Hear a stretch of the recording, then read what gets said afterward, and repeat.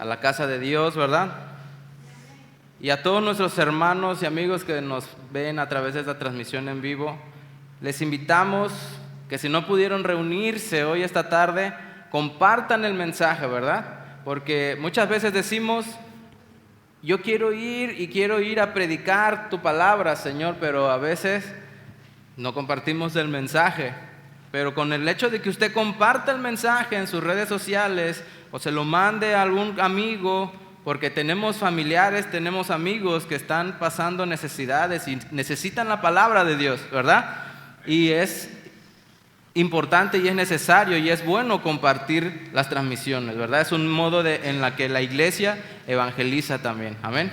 Vamos a orar. Señor, te damos gracias por la oportunidad, Señor, que nos das de poder estar aquí, Señor, de presentarnos delante de ti y de poder compartir, Señor, una vez más tu palabra delante de tu pueblo, Señor, que has escogido, que has redimido y el cual tú has llamado para que cada uno de nosotros no solo sea llamado cristiano, sino que cada uno de nosotros que hemos sido lavados y hemos sido comprados por tu sangre, seamos discípulos de tu palabra.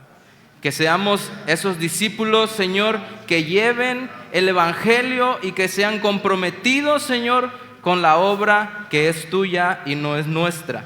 Y todo el trabajo que se hace, Señor, es para que las almas, Señor, te conozcan y que tú, Señor, crezcas cada día en nuestras vidas hasta que lleguemos a la estatura de ese varón perfecto que eres tú, Señor. Señor, danos la gracia, Señor, para exponer tu palabra y danos la gracia, Señor, también para ser esos oidores que atesoren la palabra, Señor, y no solamente la escuchemos, sino que la guardemos y la tomemos por obra. En el nombre de Jesús te damos gracias. Amén. Esta serie se llama Siéntate y piensa si realmente eres un verdadero discípulo de Cristo. La sesión pasada vimos lo que el Señor demanda de cada uno de sus discípulos, ¿verdad? Y nos daba una lista de cosas que el verdadero cristiano, el que ha nacido de nuevo, el verdadero discípulo, nos daba una serie de puntos en los cuales el Señor nos demanda, ¿verdad? El Señor nos pide que entreguemos y que demos, ¿verdad? Si no estuvo el miércoles pasado, está en la página de la iglesia, también lo puede escuchar. Y este tema del día de hoy, hablando de esta serie, el tema de hoy es el carácter de un discípulo, ¿sí? Y entre paréntesis engloba caracteres o el carácter y cualidades, ¿verdad? Un verdadero discípulo tiene un carácter y tiene cualidades. Y hoy vamos a ver el carácter de un verdadero discípulo. Vamos a ir a Lucas capítulo 9, versículos 57 al 62.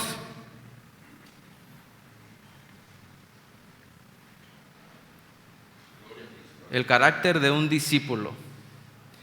Dice el versículo 57 de Lucas 9, dice, yendo ellos, uno le dijo en el camino, Señor, te seguiré a donde quiera que vayas.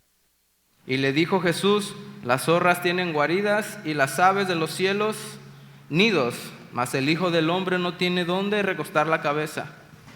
Y dijo a otro, sígueme. Y él le dijo, Señor, deja que primero vaya y entierre a mi padre. Y Jesús le dijo, deja que los muertos entierren a sus muertos, y tú ve y anuncia el reino de Dios.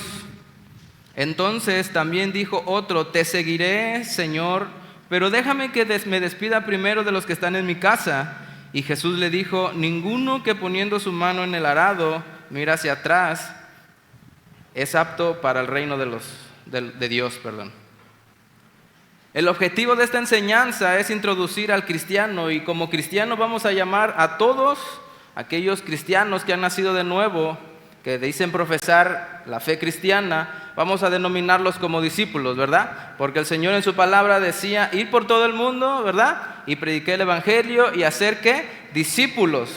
Entonces, todos aquellos que han creído en el nombre del Señor Jesucristo, venimos a ser discípulos del Señor. Amén. es introducir al cristiano al entendimiento del significado del verdadero carácter cristiano y de la relación del discipulado con esta formación que es el carácter. La definición del carácter cristiano tiene una doble definición. Dice, por un lado es el conjunto de cualidades o circunstancias propias de una persona o de una colectividad que las distingue por su modo de ser u obrar con los demás, ¿verdad? Es algo característico de cada uno de nosotros. El Señor nos dio a cada uno de nosotros un carácter, una personalidad y una manera de ser, ¿sí? La cual, esa personalidad y ese carácter es el que, como decía el pastor, ha dicho el pastor muchas veces en las predicaciones, es lo que nos vamos a llevar a la tumba. Es el único recurso, lo único que nos vamos a llevar a la tumba es nuestro carácter. Y ese se va forjando cada vez que nosotros pasamos tiempo con el Señor, cada vez que pasamos por pruebas, por dificultades, el Señor va probando nuestro carácter. Y ese temperamento, esa manera de ser que cada uno de nosotros tenemos, es lo que el Señor va a usar, ¿verdad? Para el ministerio que Él tiene en cada uno de nosotros, porque todos tenemos un ministerio. Amén. ¿Cuántos lo creen? El Señor nos ha dado dones y nos ha dado talentos a todos. Es cuestión de cada uno de nosotros preguntarle, Señor, ¿cuál es el área en la que yo tengo que servir? ¿Verdad? Y es ahí donde empieza el crecimiento del verdadero discípulo. Es evidente que a través de toda la Biblia lo que Dios quiere de todos los que creen en Él es la manifestación de una serie de cualidades que los distingan de su modo de ser y obrar y que manifiesten las de Dios. O sea, que la gente por nuestras acciones, por nuestro carácter, la gente diga, él es un seguidor de Cristo, ¿verdad? Anteriormente, la gente que seguía a Cristo era conocida, ¿verdad? No recuerdo quién era el que estaba escondiéndose cuando iban a crucificar al Señor. Iba pasando por la calle y la gente le decía, él parece que era seguidor de Jesús. Pedro, él parece que era seguidor de Jesús. Y él decía, no, yo no lo conozco, ¿verdad? La gente conoce quién es un verdadero discípulo y quién es un verdadero creyente. Y esas son las cualidades que Dios quiere manifestar en nuestra vida. Por otro lado, el carácter es la señal o marca que se imprime, se pinta o se esculpe en algo que lo distingue de los demás. Esto implica dar o dotar de cierta condición esenciales y permanentes en alguien o algo, ¿verdad? Cuando se queda usted de ver con alguien, le dice, no, pues nos vemos en el monumento del albañil. Ya sabe que está característico que el monumento del albañil, todo el mundo lo conoce. Esas son las características de un lugar. Y es exactamente lo que Dios, por medio de su Espíritu Santo, quiere hacer en cada uno de aquellos que creen en Él. El que le entrega su vida a Cristo y se somete a su señorío, él va a ser formado en el carácter cristiano. Entonces el carácter cristiano, del discípulo, como hemos dicho que lo vamos a definir, es el conjunto de cualidades que Dios quiere imprimir en la persona a través de la obra del Espíritu Santo. ¿Y cómo el Señor nos va a dar eso? Por medio en el caminar del cristiano. Cuando nosotros caminamos con Cristo y pasamos tiempo con el Señor nos va haciendo cada día más como Él. Y cuando pasamos tiempo con Él y vamos siendo más como Él, esas son las marcas de Cristo en nuestra vida. Y ese es el carácter, ¿verdad? Dice la palabra que hasta que lleguemos a la estatura del varón perfecto que es Cristo, ¿verdad? ¿Y cómo era Cristo? Humilde, era manso, era compasivo, ¿verdad? Tenía muchas cualidades el Señor, y esas cualidades son las que el Señor quiere que nosotros tengamos conforme vamos avanzando en el camino del Señor. Amén. El carácter del cristiano, del discípulo de Cristo, que somos todos aquellos que hemos creído, como le decía, es probado en ciertos aspectos de su vida. Como lo estudiamos el miércoles pasado acerca de pensar si realmente somos verdaderos discípulos de Cristo. En el caminar vamos a ser probados para ser ejercitados y entrenados. Y con la ayuda de Dios, aprobados para ser buenos y verdaderos discípulos, ¿verdad? Porque yo creo que todos queremos ser buenos discípulos del Señor. Y vamos a comenzar deshojando la porción de Lucas 9:57 al 62, que es lo que leímos. Y en la parte que que acabo de presentarles es de manera introductoria a lo que es el carácter, a grandes rasgos del verdadero cristiano. Y ya en el capítulo de Lucas 9 vamos a hablar de 3 tipos de carácter de los discípulos que seguían al Señor. Ser un discípulo verdadero es la decisión de dejar las filas, de solamente estar interesados y ponerse al lado de los comprometidos, ¿verdad? El pastor ha dicho que no es lo mismo estar dispuesto que estar disponible, ¿verdad? Son cosas muy diferentes. El Señor Jesús enfrentó 3 casos que a primera vista suenan muy parecidos cuando Él trata con 3 de sus seguidores. Tiene que ver con la necesidad de tomar el compromiso de involucrarse en la obra de Dios y obedecer su voluntad. El carácter número 1 o el carácter del discípulo número 1 es el carácter impulsivo o emocionalista, que lo vemos en el capítulo 57 y 58, que dice: yendo ellos, uno le dijo en el camino: Señor, te seguiré a donde quiera que vayas. Y le dijo Jesús: las zorras tienen guaridas y las aves de los cielos nidos, mas el Hijo del Hombre no tiene dónde recostar la cabeza. Ahora, ¿quién era este hombre que le pedía al Señor Jesucristo seguirlo? La historia dice que no era un hombre cualquiera. Este hombre está identificado como un escriba. Lo vamos a ver en Mateo 8, versículo 19.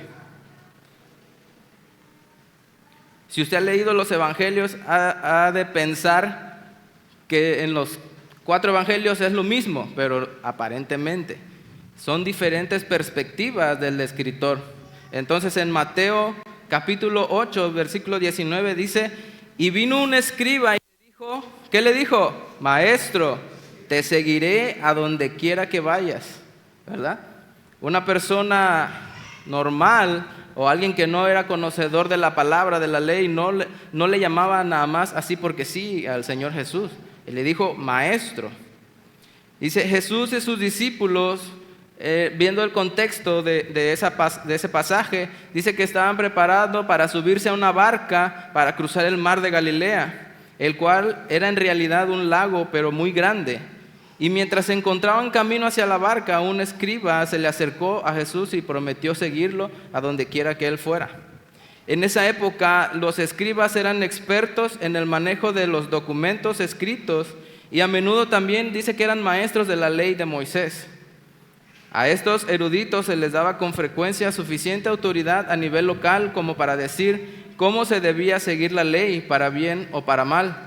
Los escribas a menudo se asociaban con los fariseos. Fíjese el tipo de persona que era este hombre y las intenciones que él llevaba, a quienes Jesús continuamente criticó hablando de los fariseos debido a que eran muy hipócritas. Y es interesante ver la manera en que este hombre, el escriba, se refiere a Jesús llamándolo maestro, y al mismo tiempo está tan ansioso por seguir a Jesús y los pasos de su ministerio que le funcionó más rápido la boca que el pensamiento cuando le dijo: Señor, yo te seguiré a donde quiera que tú vayas. Y Jesús le dio una respuesta que él no se esperaba. Yo creo que él pensaba que le iba a decir: pues sígueme, como le dijo a los demás discípulos. Él había seguido a Jesús, dice la historia, y ya lo había visto y lo seguía de lejos. Y por cierto tiempo y logró ver todas las hazañas y las grandes obras que el Señor Jesús hacía entre las multitudes. Ahora este hombre, como los fariseos que querían ser vistos, este hombre quiso hacer público ante el Señor y decirle: Señor, ahora yo quiero seguirte. Y personalmente él quería seguirlo en la obra. Podemos ver que aparentemente era un deseo normal. Yo creo que cada uno de nosotros, si hubiéramos vivido en el tiempo de Jesús, le hubiéramos dicho: Señor, yo quiero seguirte, ¿verdad? Si hubiéramos conocido al Señor en ese tiempo. Y este hombre en el versículo 57 se le acercó a Jesús, como ya lo leímos, y le dijo, no textualmente, sino parafraseando, le dijo: Señor, yo estoy dispuesto a seguirte a donde quiera que vayas. Y esta es una expresión de deseo de seguir ciegamente a Jesús. Pero fue más un impulso desconsiderado de su parte de compartir, de ser partícipe en la gloria de Jesús y las bendiciones en su ministerio terrenal, más que un deseo genuino de someterse a la voluntad de Dios. Y no le suena familiar que en estos tiempos mucha gente también se dice ser discípulos de Cristo solamente por las bendiciones y solamente por todo lo que el Señor puede ofrecer, ¿verdad? Mucha gente viene al Señor y le dice, Señor, viene por una necesidad el Señor suple la necesidad, o si están enfermos el Señor los sana y después se van. ¿Por qué? Porque no era una necesidad genuina de seguirlo de todo su corazón. Y en este versículo llegamos a esta conclusión que en base a la forma en que Jesús pone a prueba los motivos, y es la respuesta que le da en el versículo 58. El Señor le respondió con una respuesta muy realista y le dijo, tanto las aves del cielo como las zorras tienen su propio hogar, dijo, pero yo no. O sea, el Hijo de Dios no tiene ni dónde recostar su cabeza.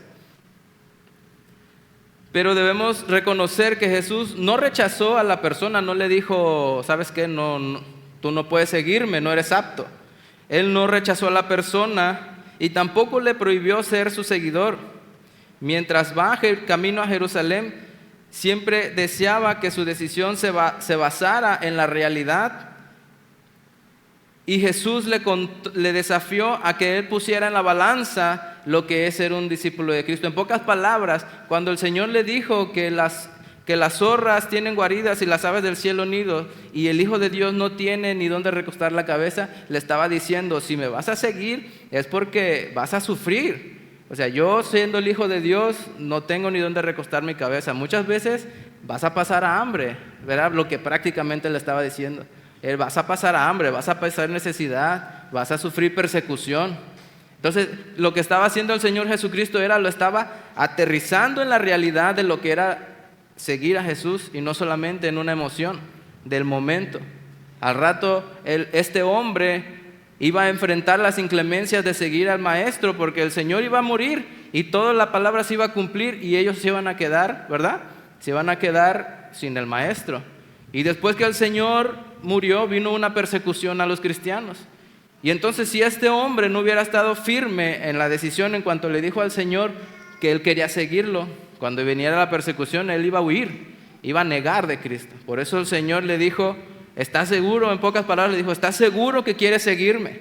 Porque yo no tengo ni dónde recostar mi cabeza, no tengo un hogar, no tengo una morada, no tengo los lujos para llevarte y sustentarte, ¿no? El Señor le está haciendo realista, porque muchas veces el discípulo va a sacar de su bolsa, va a sufrir necesidades y va a sufrir inclemencias por seguir al Maestro. Amén. Ahora surge una pregunta que dice, ¿qué te va a costar a ti tomar la decisión de comprometerte como discípulo de Jesús? ¿Qué es lo que nos va a costar o qué es lo que nos costaría a nosotros dejar para comprometernos como discípulo del Señor Jesús? Lo que aprendemos de esta situación es que no es suficiente desearlo de servir al Señor, sino que uno tiene que llegar a tener ese compromiso real con el Señor y decirle, Señor, te seguiré realmente donde quiera que tú vayas, a pesar de las inclemencias, ¿verdad? A pesar de todas las cosas que pueden sufrir, que pueda yo sufrir. Muchas veces el sacrificio personal. Pero ¿cuáles son esos sacrificios que como humano podemos dejar? Dice el número 1, la abnegación de Jesús sin importar el costo. En Lucas 9:23 dice, y decía a todos, si alguno quiere venir en pos de mí, dice que niéguese a sí mismo, tome su cruz cada tercer día, ¿verdad? ¿Qué dice? Niéguese a sí mismo y tome su cruz cada día y sígame todos los días. El segundo sacrificio es una vida errante como la del Señor Jesucristo. Era un peregrino, él solo estuvo de pasada. Y en 1 de Timoteo, capítulo 6, versículos 7 al 8, dice, porque nada hemos traído a este mundo y sin duda nada podemos sacar. Así que teniendo sustento y abrigo, estemos contentos con esto, con lo que el Señor nos da cada día, ¿verdad? El sustento diario. Ese fue el carácter del discípulo emocionalista o impulsivo. El segundo discípulo, el carácter del segundo discípulo, dice que era un discípulo que tenía la mente enredada. Y eso lo vemos en el versículo 59 al 60. Y dice, y dijo a otro, sígueme. Y él le dijo, Señor, déjame primero que vaya y entierre a mi padre. Y Jesús le dijo, deja que los muertos entierren a sus muertos, y tú ve y anuncia el reino de Dios. Este hombre ya había tomado la decisión de seguir a Jesús, y vamos a ver otra parte de esa misma historia en Mateo capítulo 8, versículo 21. También este hombre no era un hombre cualquiera. Usted no se imagina quién era él. Mateo capítulo 8, versículo 21, y dice, ¿qué dice? La primera palabra dice, otro, ¿verdad? Ya era un discípulo del Señor. Dice, otro de sus discípulos le dijo, Señor, permíteme que primero vaya y entierre a mi padre. Este hombre ya le seguía. Este hombre ya estaba con Jesús, ya le seguía, ya era un discípulo de él. La Biblia identifica a este hombre como un discípulo que de alguna manera en su vida ya estaba involucrado en el servicio al Señor. Jesús lo miraba y puso a prueba su compromiso a través de un llamado al servicio mayor, ¿verdad? ¿Cuántos de nosotros el Señor nos ha dicho, quiero que me sirvas en otra área? ¿Verdad? Y a veces nos negamos, a veces como que no, Señor, yo estoy aquí a gusto. El Señor nos quiere sacar de la conformidad en la que estamos. Y este hombre ya era un hombre que servía entre los discípulos del Maestro. Y el Señor le dijo que quería llevarlo a un lugar más alto, que quería darle un llamado de mayor servicio. Y este discípulo, estaba muy dispuesto, pero solo que no estaba listo. Puede decir, Señor, sí lo haré, pero en el camino se le va a presentar una dificultad y en ese momento se le va a complicar. Podemos decir, Señor, yo soy tuyo, pero no estamos listos para realmente seguir a un Señor. ¿Cuál es ahora esta dificultad? ¿Estaba realmente su padre muerto o ya estaba haciendo un cadáver que solo tenía que ser enterrado? La Biblia y la historia dice que no. Y es imposible que el padre de este discípulo haya muerto en ese momento. Dice que la práctica judía era enterrar al que había muerto y tenía una celebración, tenía un rito que prácticamente duraba un año en el tiempo del entierro de esa persona. Y no es muy probable que ese discípulo hubiera estado ahí si su padre hubiera muerto. Si su padre ya no hubiera estado en el plano terrestre, tampoco el Señor, si hubiera estado ahí, el Señor no le hubiera impedido ir y cumplir con los deberes que como hijo tiene uno con su padre. El Señor sería contradictorio cuando dice que tenemos que honrar a nuestros padres. El Señor no le hubiera negado ese compromiso de ir y enterrar a su padre, pero ese no era el caso. Probablemente el padre no iba a vivir mucho y dice cuya cabeza piensa que su deber es verlo debajo tierra antes de irse al extranjero. O sea, su pensamiento de este discípulo era, sí, Señor, yo te voy a seguir, pero mi padre ya está anciano, o sea, necesito esperar el tiempo que mi padre muera y entonces te voy a seguir. Por eso el Señor le dijo, deja que los muertos entierren a sus muertos. ¿Y qué quiere decir esa frase? Esa frase quiere decir, no habla de los muertos físicamente, habla que los muertos espirituales, aquellos que no han entendido el propósito del Señor en sus vidas, dice que aquellos, prácticamente los que no conocen del Señor, esos son los muertos espirituales. Por eso le decía, deja que los muertos, aquellos que no me conocen, que ellos lo entierren, porque ya está muerto físicamente. Y tú ve y anuncia el reino de Dios. Amén.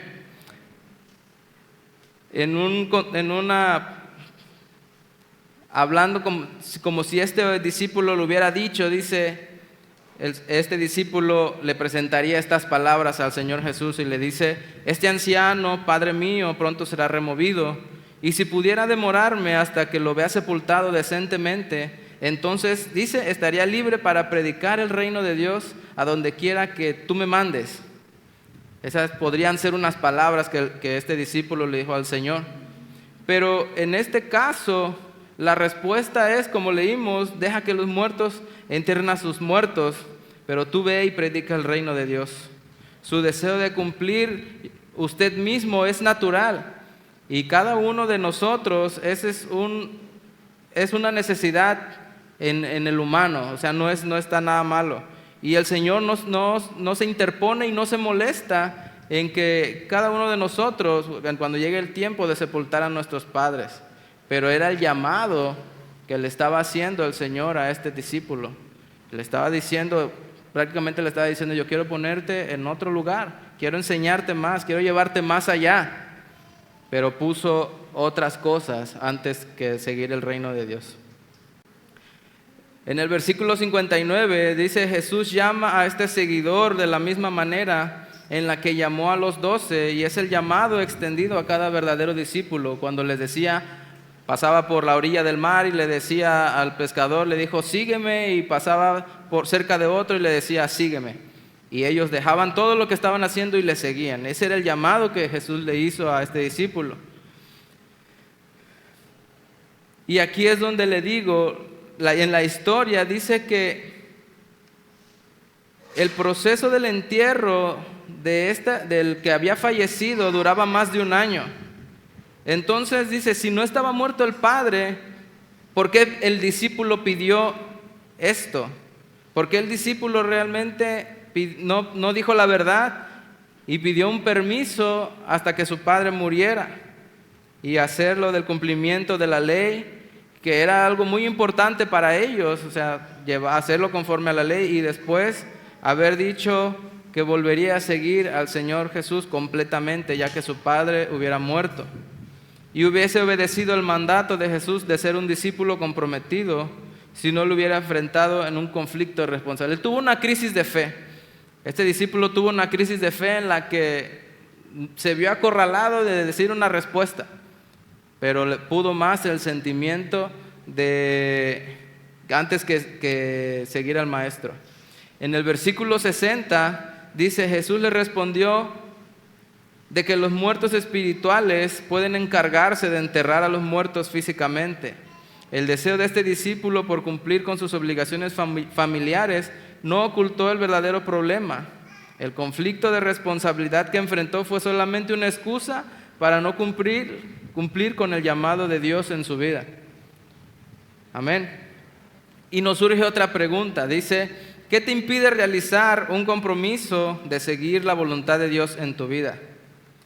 ¿Qué nos impide comprometernos con la obra? Si vemos que Dios cada día nos bendice, cada día nos da el sustento, cada día podemos ver abrir los ojos, ¿verdad? Y ver un día más. ¿Qué nos impide comprometernos con la obra de Dios? En Lucas capítulo 18, versículo 28 al 30, dice, Lucas 18, 28 al 30, dice: entonces Pedro dijo: he aquí, nosotros hemos dejado nuestras posesiones y te hemos seguido. Y él les dijo: de cierto os digo que no hay nadie que haya dejado casa, o padres, o hermanos, o mujer, o hijos, por el reino de Dios, que no haya de recibir mucho más en este tiempo.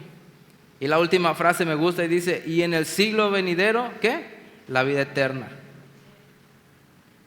Todo lo que podemos sufrir por seguir al Señor, dice que no se compara con lo que hemos de recibir en este tiempo mientras estamos aquí, en esta tierra. Pero cuando el Señor nos llame, dice que vamos a recibir la vida eterna. Y ese es el regalo más grande que podemos recibir. Amén. Este fue el carácter de un discípulo que estaba equivocado. El tercer discípulo con un carácter inconstante o vacilante, y lo vamos a ver en el versículo 61 y 62 de Lucas 9, que es la historia que estamos leyendo. Dice: entonces también dijo otro: te seguiré, Señor, pero déjame que me despida primero de los que están en mi casa. Y Jesús le dijo: ninguno que poniendo su mano en el arado mira hacia atrás es apto para el reino de Dios. Dice: y otro también dijo: Señor, te seguiré, pero déjame primero despedirme de los que están en mi casa. Y Jesús le dijo: ninguno que poniendo su mano en el arado mira hacia atrás y es apto para el reino de Dios. El hombre llamado, de hecho, y el otro voluntario, como lo hizo el primero, pero ambos aparentemente están igualmente dispuestos, pero solo se les presenta algo en el camino. Siempre se les presenta una dificultad.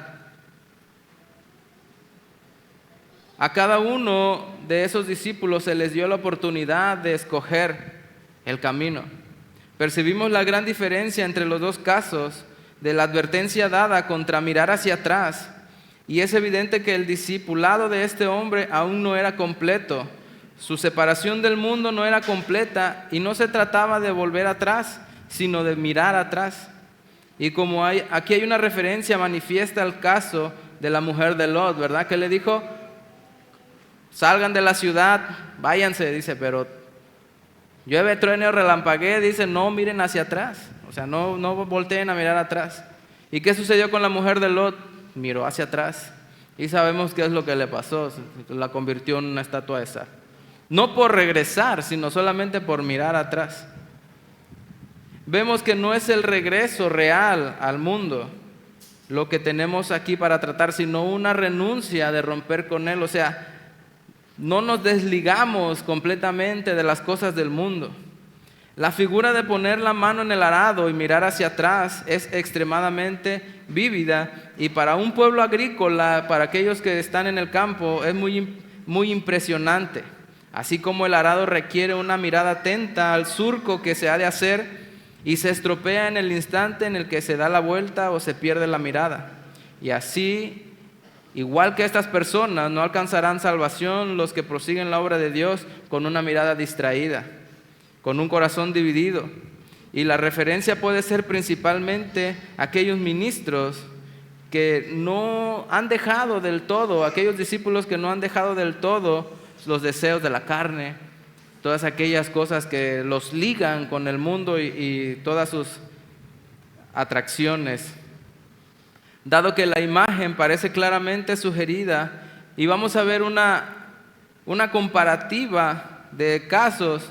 En el caso de Elías y Eliseo puede surgir una dificultad que requiera un momento de atención.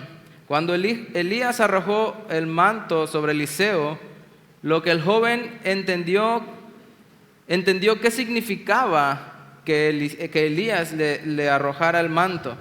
Y dice que estaba arando 12 yuntas de bueyes y él sostenía la última. Y cuando Elías arrojó el manto sobre él, dice que él dejó, ¿verdad?, las cosas que él estaba haciendo y fue a hablar con Elías. Vamos a verlo en Primera de Reyes, capítulo 19, versículo 19 al 21. Y vamos a comparar este último discípulo con esta historia de Elías y Eliseo. Dice Primera de Reyes 19, capítulo 19, versículo 19 al 21. Dice: partiendo él de allí, halló a Eliseo, hijo de Safat, que araba con 12 yuntas delante de sí, y él tenía la última. Y pasando Elías por delante de él, echó sobre él su manto, y entonces, dejando él los bueyes, vino corriendo en pos de Elías y le dijo: te ruego que me dejes besar a mi padre y a mi madre, y luego te seguiré. Y él le dijo: ve, vuelve, ¿qué te he hecho yo?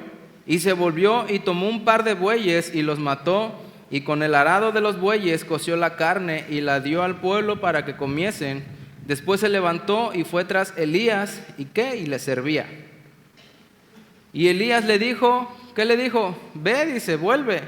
Dice, yo, ¿qué te he hecho? O sea, yo no te dije nada. La diferencia es que Elías no le dijo nada, pero Eliseo entendió el propósito. Eliseo entendió que Elías lo estaba llamando y Elías ya tenía una fama, ¿verdad? Ya tenía una fama de lo que él era. Elías le dijo, ¿qué te he hecho? Los comentaristas bíblicos interpretan que esto significa que Elías realmente no había hecho nada para impedirle continuar con todos sus deberes. Ya le dijo, no tienes por qué tener algo conmigo, yo no te he comprometido a nada, ve. Pero parece que la intención de Elías era probar la clase de espíritu que tenía el joven Eliseo. ¿Quieres besar a tu padre y a tu madre? Ve, puedes, ¿por qué no? Por todos los medios, ve a casa y quédate con ellos, prácticamente pudo haberle dicho a Elías, porque ¿qué te he hecho yo? No hice más que arrojar un manto sobre de ti, pero ¿qué? Eso no tiene nada que ver. Si este era su significado, Eliseo comprendió completamente y noblemente y humilde enfrentó este desafío. Dice que volvió y tomó de la yunta de los bueyes y los mató y coció su carne con los arados, con la madera de los arados, y dio toda la carne de sus posesiones al pueblo. Y ya después que dio de comer al pueblo, dice que él se fue tras Elías y le servía. No se sabe en la historia si su padre o si su madre tuvieron tiempo de ser invitados a esta fiesta tan apresurada. Pero esto es claro que aunque en circunstancias prósperas, él renunció al llamado más bajo, con todas las perspectivas por el oficio más alto y en ese momento peligroso al que fue llamado. Comparan la riqueza y el trabajo que tenía Eliseo que estaba haciendo. Él estaba arando la tierra. Y para tener 12 yuntas de bueyes quiere decir que el terreno que él estaba arando estaba algo grande. ¿Y qué hizo él?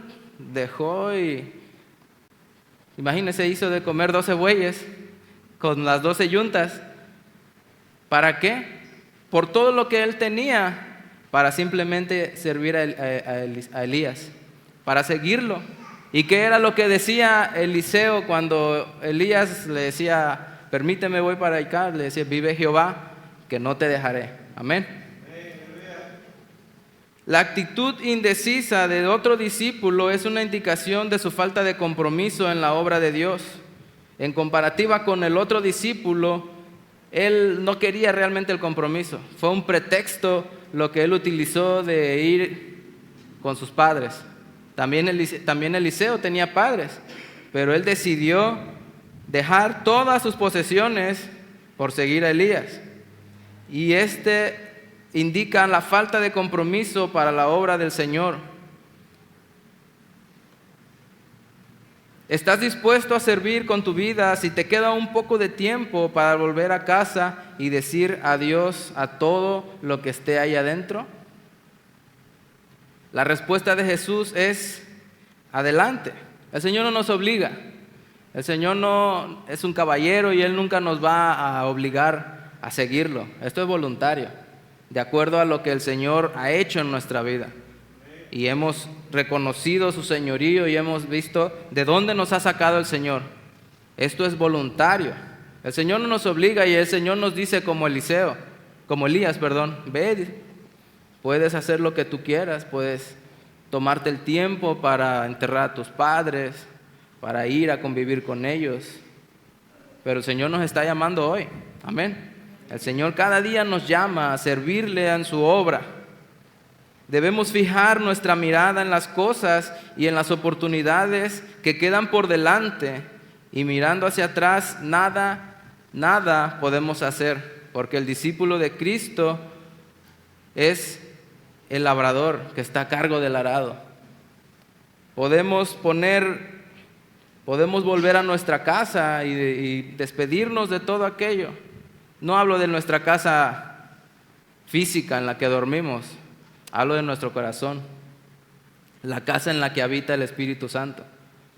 Podemos buscar dentro de ahí y ver qué es lo que no nos deja seguir al Maestro y despedirnos, o realmente todavía estamos ligados a ciertas cosas que no nos dejan avanzar. ¿Cuáles son las tentaciones o cosas que no podemos dejar atrás? ¿Qué nos impide que cada vez que el Señor nos invita a realizar un compromiso de ser un verdadero seguidor, nosotros ponemos excusas y ponemos pretextos y ponemos todas las cosas antes de comprometernos con la obra de Dios? Y la obra de Dios no solo es estar aquí predicando, la obra de Dios no solo es estar tocando un instrumento, la obra de Dios no se basa ahí. Hay muchas otras áreas en las cuales podemos servir. Y el Señor nos quiere probar en esos momentos. Amén. Todo esto que acabamos de escuchar y de que acabamos de ver implica 3 etapas para crecer en el verdadero carácter del discípulo.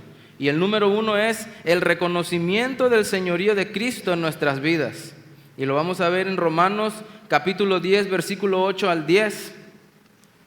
Y dice: mas, ¿qué dice? Cerca de ti está la palabra, en tu boca y en tu corazón. Y esta es la palabra de fe que predicamos: que si confesares con tu boca que Jesús es el Señor y creyeres en tu corazón que Dios se levantó de los muertos, ¿qué dice? Serás salvo.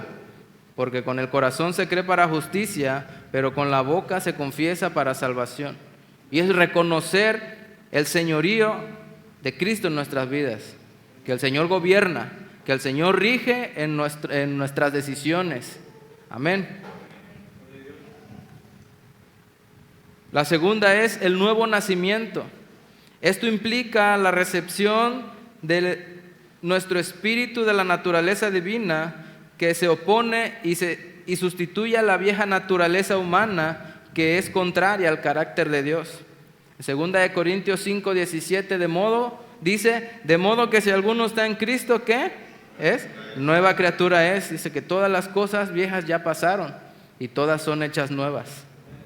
En 2 de Pedro 1:4 dice, por medio de las cuales nos ha dado preciosas y grandísimas promesas, para que por ellas llegaseis a ser participantes de la naturaleza divina, habiendo huido de la corrupción que hay en el mundo a causa de la concupiscencia. No podemos seguir a Cristo, no podemos ser verdaderos seguidores de Cristo o discípulos de Cristo si no hay un nuevo nacimiento. ¿Por qué? Porque el Espíritu, dice, la naturaleza humana choca con la naturaleza divina. Y la carne no quiere, y la carne se opone, pero el Espíritu está presto, dice la palabra. El Espíritu quiere obrar, el Espíritu quiere ir, pero la carne que no hemos dejado, la vieja naturaleza humana, todo lo que es contrario a Dios, eso es lo que se opone. Entonces, si no hay un nuevo nacimiento en nuestra vida, no vamos a poder realmente ser verdaderos discípulos y vamos a ser como aquel primer hombre que solamente habló por emoción. Amén. El número 3 es la renovación de nuestra manera de pensar. Y dice Romanos, transformaos por medio de la renovación de nuestra mente, ¿verdad? Que renovemos nuestra mente, nuestro pensamiento, para que cambie nuestra manera de vivir. Es decir, despojarnos de la forma de pensar de la vieja naturaleza humana. Una cosa es dejar las cosas viejas y nacer de nuevo, y otra cosa es cambiar nuestra mentalidad. Si hemos decidido seguir a Cristo y el Señor ha traído un nuevo nacimiento, pero en nuestra mente seguimos pensando en la vieja naturaleza de pecado que nos aparta de Cristo, tampoco podemos ser verdaderos discípulos de Cristo. ¿Por qué? Porque nuestra mente no ha sido transformada, no ha sido renovada, no ha habido una transformación en nuestra mente. No hemos dejado que el Espíritu Santo transforme y renueve nuestros pensamientos. Y asumir la forma de pensar que es la nueva naturaleza de Dios divina, y está implícita y explícita en toda la palabra. ¿Y cómo vamos a renovar nuestro pensamiento? Por medio de la palabra de Dios. Cuando escuchamos, cuando leemos, cuando practicamos la palabra. Porque tiene que haber todo eso. Podemos leer y podemos escuchar la palabra, pero si no la ponemos por obra, de nada sirve. Dice Santiago que somos oidores olvidadizos. Tenemos que escucharla, tenemos que leerla y tenemos que llevarla por obra. Y con estos 3 tipos de carácter del discípulo termina este tema de hoy, que es el carácter de un discípulo, que vimos el carácter. Hoy hemos visto cuáles pueden ser el carácter de un verdadero discípulo. Y en la parte que sigue, en el próximo servicio, veremos cuál sí es el carácter de un verdadero discípulo y las cualidades que debe de tener un verdadero discípulo. Pero antes de terminar, quisiera leer el último versículo de Lucas capítulo 9, que es el versículo 62, pero en una versión que se llama Nueva Biblia Viviente, y dice: no se puede pertenecer al reino de Dios y hacer lo mismo que hace un mal campesino, al que se pone a arar el terreno y vuelve la vista atrás, dice, los surcos le salen torcidos. Así dice la Nueva Biblia Viva, esa traducción. ¿Y qué quiere decir con esto? Si nosotros miramos hacia atrás y no dejamos que la verdadera naturaleza de Cristo nos rija para tomar el arado y tomar el compromiso del Señor, todo lo que emprendamos, todos nuestros caminos van a salir torcidos. Amén. Un compromiso de seguir a Jesús significa un sacrificio personal que puede incluir dejar a la familia, padres, hijos, pareja atrás, para que podamos enfocarnos completamente y sin distracción en servir a Dios. Y se hace una pregunta, y se refleja tu vida, más bien la vida de uno de estos supuestos discípulos de Jesús que hemos estudiado hoy. ¿Usted se identificó con alguno? ¿Qué necesitamos para cambiar hoy? Para que podamos estar en una mejor posición para seguir al Señor bajo sus condiciones y no bajo las nuestras. Ahora es el mejor momento para comprometernos como seguidor, y ese compromiso viene, como ya lo leímos, cuando nuestra mente se renueva, cuando tenemos un nuevo nacimiento y cuando reconocemos el señorío del Señor en nuestra vida. De otra manera, todo lo que hagamos en nombre de Cristo, todo lo que podamos hacer en el nombre de Cristo, pues no tiene efecto, no tiene validez delante del Señor, y solo somos címbalos que suenan y hacen ruido, porque no hemos dejado la verdadera naturaleza. Amén. Oramos. Señor, te damos gracias porque tu palabra, Señor, nos ha llevado a escuchar qué carácter, qué tipo de carácter tenemos para seguirte. Si somos de los que se emocionan o somos de los que ponemos cualquier pretexto que se nos viene a la mente para no pertenecer y para no ser comprometidos en tu obra, Señor. Que esta palabra llegue, Señor, a nuestro corazón y surta el efecto necesario, y que a partir de hoy, Señor, empecemos a meditar y a pensar, número 1, si realmente somos verdaderos discípulos, o número 2, si realmente tenemos un compromiso contigo. ¿Qué carácter tenemos delante de ti? ¿Qué cosas no hemos dejado de la vieja naturaleza en nuestra vida? Si vamos a nuestra casa, que es nuestro espíritu, nuestro corazón, y vemos hacia adentro y hacemos una introspección para ver qué cosas hay aún guardadas dentro de nuestro corazón que nos separan y nos alejan del verdadero compromiso de ser un verdadero discípulo. Señor, que tu palabra se vaya con nosotros en nuestro corazón y en nuestra mente, para, Señor, poder obrar y enmendar, Señor, el camino si hemos caminado mal, y si hemos seguido tu camino correctamente, Señor, esforzarnos para cada día ser como tú, a crecer a la estatura del varón perfecto que eres tú, y cada día, Señor, parecernos más a ti. En el nombre de Jesús, amén.